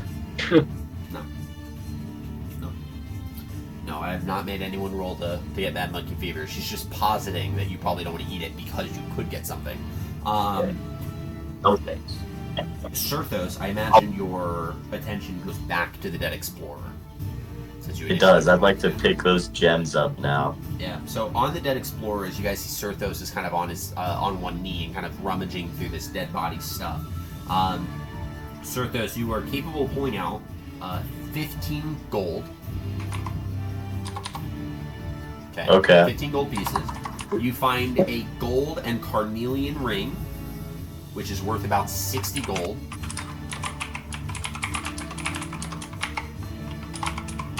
Okay. You find 2 onyx figurines that look like little, people, with, white masks. They're fully painted black, and I mean, like black as night on it, except for this white mask part. They look very strange, but you see 2 of those little figurines, and they're worth about 50 gold each.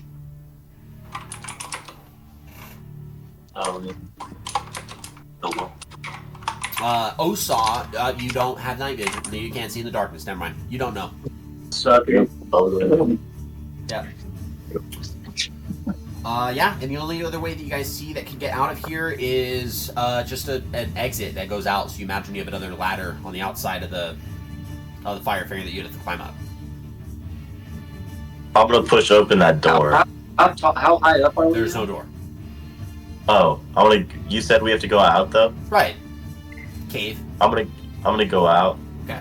As you make your way out, what you realize is that there's not a ladder that's immediately next to you, Sirthos, but there is a close enough to the ledge roll, like close enough to the structure ledge that you could shimmy left or right, and you have to determine for me, because you're the first one out, whether or not you're going to go left or right to get to the edge to look around and see if the ladder's on one of the sides. So would you want to go left, or would you want to go right? I'm gonna go left. You're going to go left. You shimmy left. And as you begin to shimmy really quick, I'm going to roll a d6.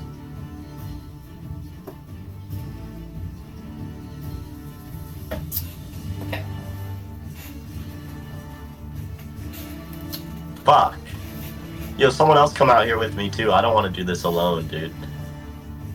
As you are making your way across, you make your way left, and the rest of you kind of get close up to the side of the ledge to start to see like which way you should go. You guys are close enough to where Sirthos at as he's making his way left when suddenly this gust of wind flies past. Sirthos, I just need you to go ahead and make a dexterity saving throw for me, please.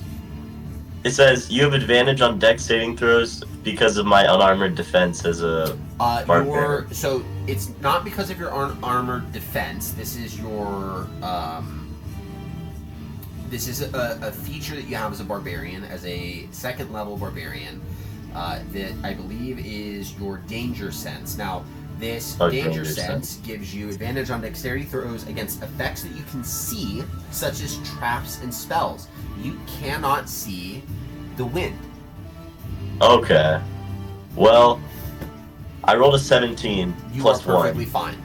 You So, are good. okay. You are safe. Phew. Yeah. And so you look over to the edge of the ledge, you look over left, and you do not see the wooden ladder. In fact, the ledge tapers off very quickly, so you would have to shimmy your way back and go right to see if the ladder's on the other side. I guess I'll do that. As you do so, I'm going to roll a d6 again. Fucking You make it to the other side without another gust of wind. You peer over the edge, and you see where the ladder is, and you can make your way to that ladder with no difficulty. So you get yourself to the ladder.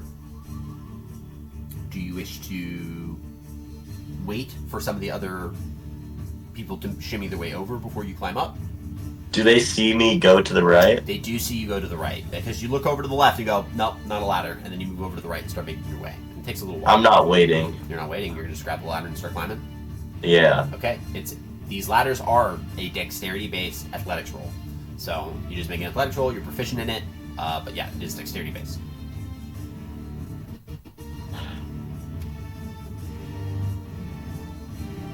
I need to use an inspiration for the first one. Because I rolled a 9. Okay. Yep, you have your one inspiration to use. I'm fucked, Ethan. Yep. Potentially. No. Scratch off your I rolled even lower. Okay. What'd you roll? 5. You rolled a 5. Okay. I'm fucked, dude. You rolled a 5. So as you make your way up the ladder, Sirthos, you start climbing up this ladder. You try to do it as best you can, as slow as possible. Unfortunately, because of the particular roll that you rolled, you damage a couple of the rungs of the ladder, which means as you make it to the top, you now know that it's probably going to be a little bit more difficult for those behind you. Oh, that's fine. Never mind. I thought I was fucked. No, just kidding. Just Who's kidding. the next to go? Me. I want to go next. All right. You begin to shimmy. Luke, you begin to shimmy. I'm going to roll a No. d6. No. Oh, shimmy, yeah, fine. Yeah. Don't make me fall off. Luke, as you begin to shimmy, you are met with a sudden gust of wind. And I need you to make a dexterity saving throw for me, please. Oh, wait, what's your number, bro? 17. 17 is a success. You make your way to the ladder, and you have to make a dexterity-based acrobatics check. Or athletics check.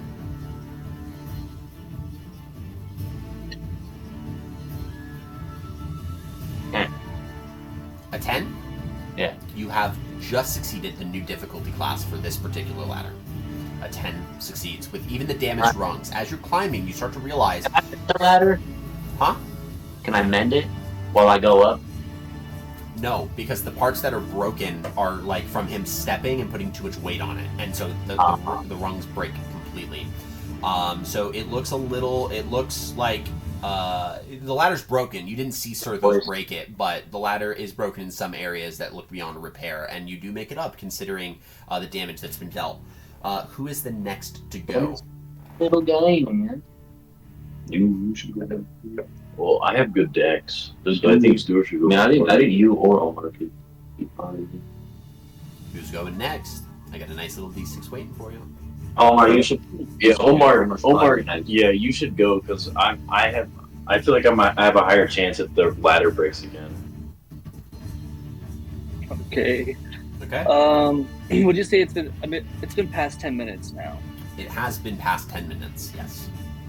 Okay, so I'm just gonna cast Emboldening Bond on who has the least. Who's the least dexterous? You get the impression that between Osa and Azaka, that Osa is probably the most dexterous person. Azaka looks a little more strong. Then I'll just cast it again on Azaka. Okay. And myself. Yeah, and you shimmy your way across the ledge on the outside. By the way, you guys are currently 160 feet above ground. For the two of my party members who have climbed up to the 3rd level, they are 240 feet above ground. So, wow. As you can make your way and shimmy across, the wind does not blow, and you make it to the ladder. And you need to make a dexterity-based athletics roll. And it has to be 10 or higher? He levels it. You said yeah? A 10 or higher, yes. You're looking to roll a 10 or higher. 14, I'm sure. 14, you make it up, even though some of the rungs have been damaged. You're not sure how or when. Osa, you want to go next? No, I'll let Azaka go. Okay, Azaka will go. And no, there's no gust of wind. She rolls in. She natural 20. So she climbs up the ladder, no problem. She makes it up to the top. Now, as she's made it up to the top, you guys make it up, and just for understanding, so the remainder of my players aren't caught off guard. Serthos, as you make it up, because you have dark vision, you see that there are creatures in this next cavern, and they're sleeping by the sound of it. So, as people have been climbing up, one by one, you've been, keeping them quiet. Azaka makes her way up, and she sees. Lute also sees when Lute gets up. You guys see these sleeping creatures. I'll explain them in a minute, but everyone knows. Yeah, it's done. Osa, you are up. I'm gonna roll. It's roll done. your D20, my man. See what happens to you. There is no gust of wind. Oh, so. Roll a dexterity-based athletics roll for me, please. I got an 18. You make it up the ladder. You guys are all on level 3 of Firefinger. Inside this area, you've seen that the Terrafolk actually inhabit this level of the structure. They've constructed a traditional nest that's better sheltered from the wind, and there's a small chamber that houses 4 sleeping Terrafolk. The Terrafolk are named for pterodactyl folk. These are pterodactyl-looking creatures. So they are pretty sizable. They are bigger than you at full stand. But they aren't just wild pterodactyls. They are almost like pterodactyl creatures. Okay, there are 4 of them that are currently sleeping at this time. I'm gonna look at them, and I'm gonna point to the rest of the party, and I'm gonna point to my axe and be like, I can't see what he's doing. You see Azaka unsheaths her scimitar. She looks at you. If we're gonna do this. She points to you.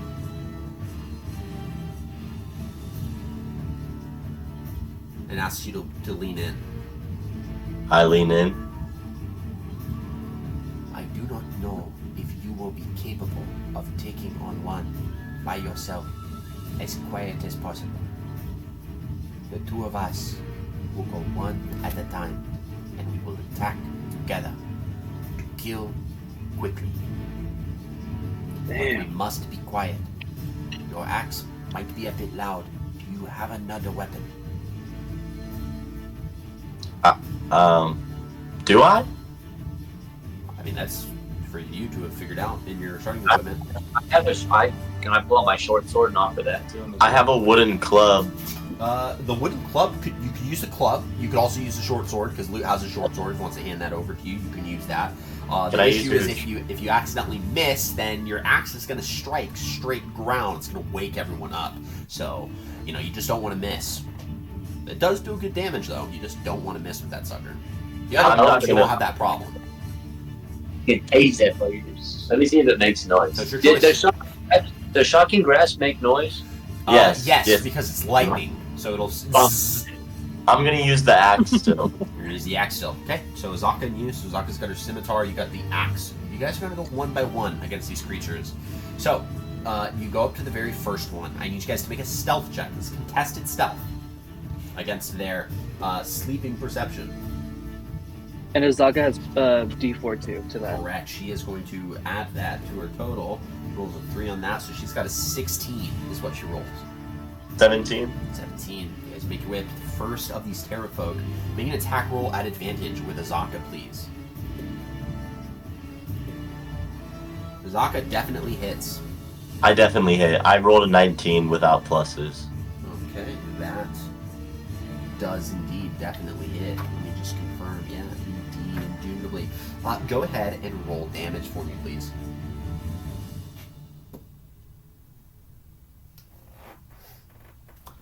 8. 8 points of damage. Okay, Azaka rolled 5. The two of you, she stabs into the creature. So she walks up to it and immediately runs her blade through its torso. And as it wakes up, your axe cuts through its neck. Damn. You catch the head like as it falls and drop it to the side. You move to the next one. Make an attack roll for me at advantage with Azaka. Azaka hits with a 19. Nat 20. Power, bro. Natural 20. Okay. Yeah. Go ahead and roll damage on your crit. You might not need her help. I just rolled double damage dice, right? You do. Yeah. So you should roll 2 d12s. Okay. An 8. I mean, that's fair. You rolled 8 total. Yeah, I rolled a 3 and a 5. Okay. Well, you had your strength too. Oh yeah, fuck. Always add Then strength to it damage. would be. I didn't add my strength last time. Too. Yeah, always add strength to melee damage. A 12. A 12. Zaka is going to join you, and she rolls 7. So your great axe sinks into the chest of this creature because it's kind of lying on its back with its wings a little kind of unfurled slightly, and you sink. Your axe goes into collarbone, breaks through the rib cage, and Azaka takes the opportunity and runs her scimitar across its throat to ensure it cannot scream, but it's dispatched. You move to the next one. Make an attack roll. Add advantage for me, please. Nat 20 again. All right. Azaka does hit as well. Go ahead and you roll your attack. You might not need Azaka. 20. 20 points of damage. Yeah. Seeing red and Terrafolk being slain at your feet, Sirthos, you walk up to the next one and see this one is currently slumped forward, like a headman's position, as if he was to get executed publicly. So you oblige him and you execute him, chopping his head clean off. You move to the next one. Make an attack roll at advantage for me, please. Cool.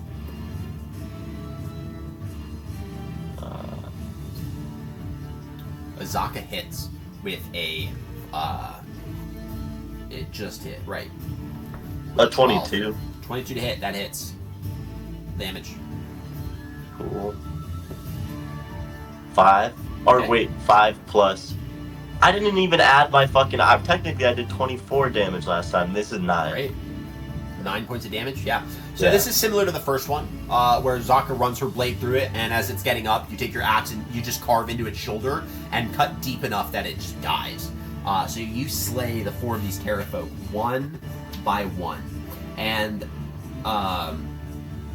as they're all currently dead in this area, you kind of get a quick glimpse around and see at their bedding, at their nesting, they have all these little like grisly totems that they seem to have been carving from bones. They appear to be from humanoid bones, giving it a macabre sense of like claiming from victims of creatures they probably have thrown off.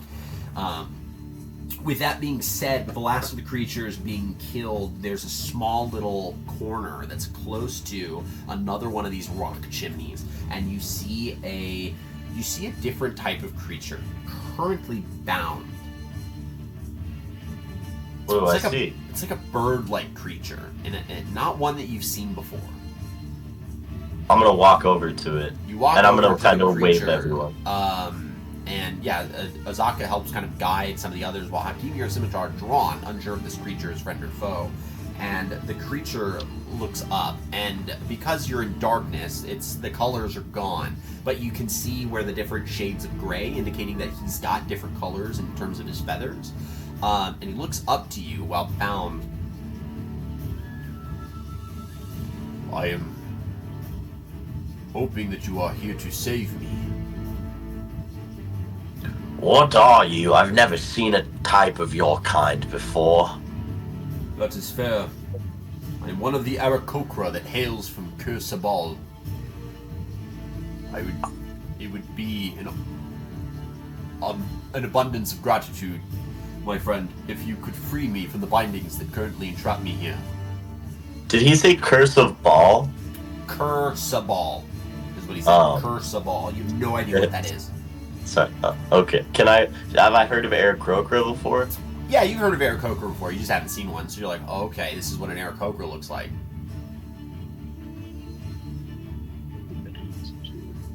Well, can you help us out at all if I free you? I can. I have no weapons currently, but I can help. I'll start to undo his bindings. Okay. As you begin to undo the bindings, he's bound with his wrists, his ankles bound together with rope. And he does have no weapons currently on him. However, once you free him, his wings kind of puff out. And his wings are separate from his hands. And he kind of stretches a bit and goes, I'm grateful. There are about 8 more of these foul creatures that typically live on the top of the structure of Firefinger. I can help you with them, but I find myself deprived of a weapon. If any of you have one to spare, I would be greatly appreciative. Wait, Gabe, did you give me back the short sword, or do you still have it? I never took your short sword. Oh, okay. Well then well here, you could use my short sword then. He looks at you and goes, Little elf, I'm grateful for your gratitude, for your generosity. And he takes the short sword and goes, I will do my best to slay one of these creatures with this blade. And we will fight to keep you alive. Does he look like he knows how to wield that blade? He does. He does look a little bit more capable with this. Now, he stands before you, and he kind of picks himself up. It is with some level of humility that I'm capable of saying thank you all for freeing me. Again, my name is Nefer, and I'm from Kur Sabal. When all is said and done, I would encourage all of you to make your way to Kur Sabal so that you could partake in the dance of the 7 winds. If we make it out alive, I will tell you more about it, but I will follow you onward. It'll be our Mulan song, dude. What we're fighting for. Okay, well, there's no need to smut all that now. We've got more things important at hand. Let's go on. I do want to maybe make one suggestion. Do you guys think we could ambush them? Do the other 8 ever come down here to check on these 4?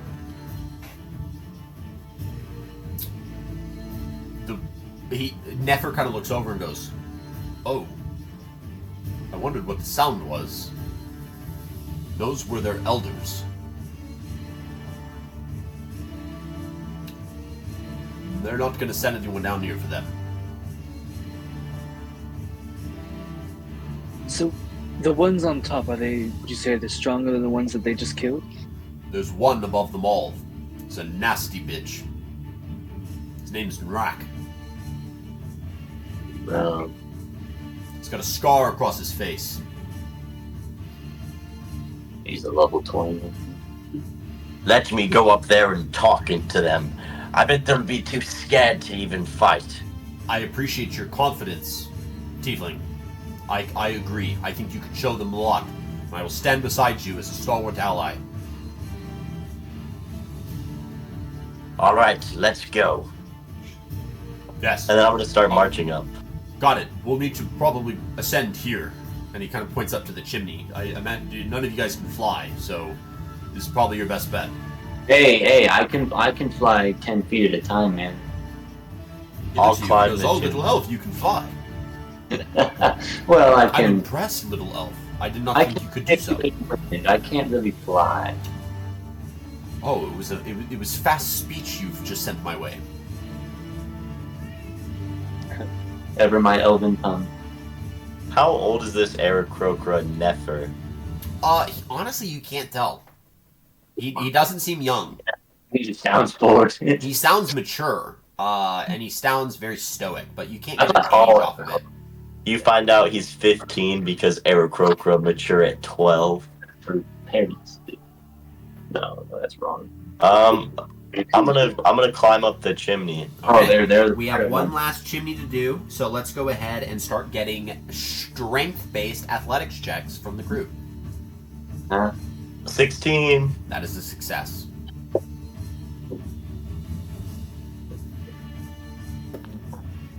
Also a success from Azaka. I got an 8. Nefer can fly. You got an 8. You just succeed. So will you let me use 14. my creature to go up this? Your Or, I'll read it to you real quick. It's called Tempestuous Magic. You can use a bonus action on your turn to cause whirling gusts of elemental air to briefly surround you immediately before or after you. Oh, never mind. I have to cast a first level spell. Oh, that's not that hard. Otherwise, I can fly to 10 feet. Cool. So I will do my check. I got a 2. A 2.